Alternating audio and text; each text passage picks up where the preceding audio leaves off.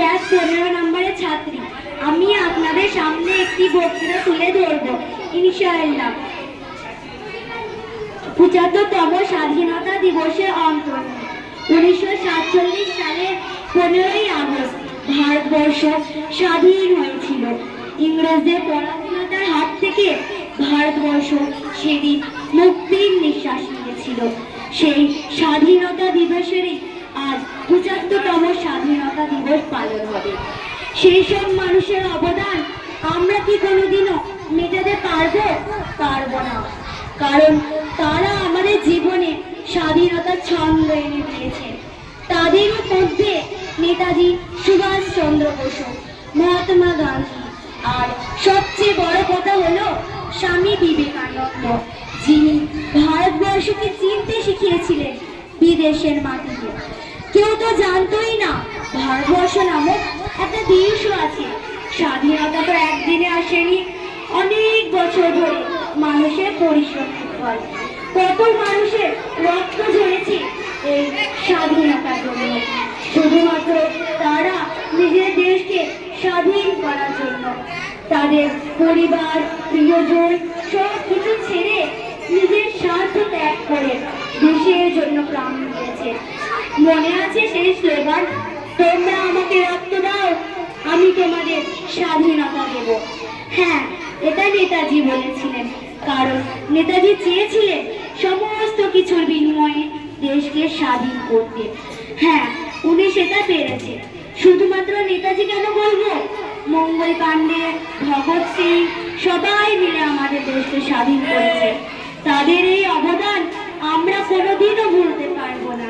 স্বাধীনতা মানে শুধুমাত্র পরাধীনতা থেকে মুক্তি হওয়া নয়, তার মানে মুক্ত চিন্তা, তার মানে খোলা মন, যেটা সবাই পারে না।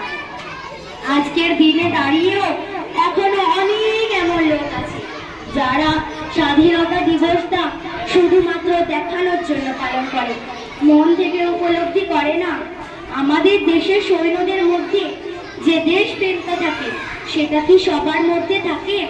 হ্যাঁ, কিছু কিছু মানুষদের মধ্যে নিশ্চয় থাকে, কিন্তু এখন মানুষ স্বার্থ ছাড়া কিচ্ছু বোঝে না। সব মানুষ বড়ই স্বার্থপর হয়ে গেছে। নিজের স্বার্থের জন্য অন্যকে নিজের গোলাপ করতেও ছাড়ে না।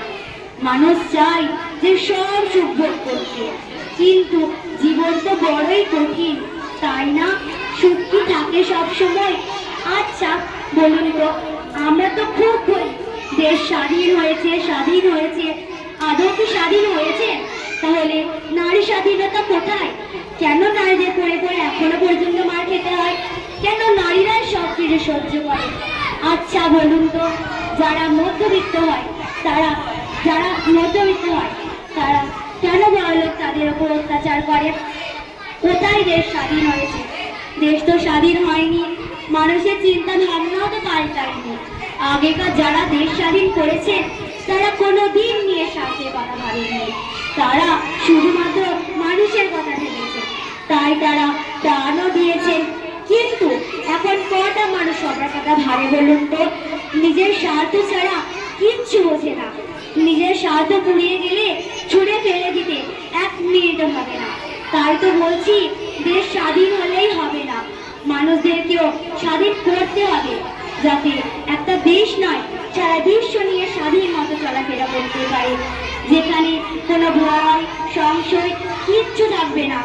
থাকবে না কোনো নিশ্চয়তা, থাকবে না কোনো ভেদাভেদ, থাকবে না কোনো ধর্মীয় হানাহানি। শুধুমাত্র হবে স্বাধীন আর শান্তির দেশ। আদৌ কি এমন দেশ হবে? হ্যাঁ, কেন হবে না?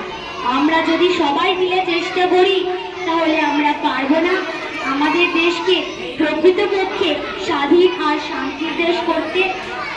স্বাধীনতা অর্জন করতে গেলে অনেক পরিশ্রম করতে হয়, যেটা এখনকার মানুষ ভুলেই গেছে।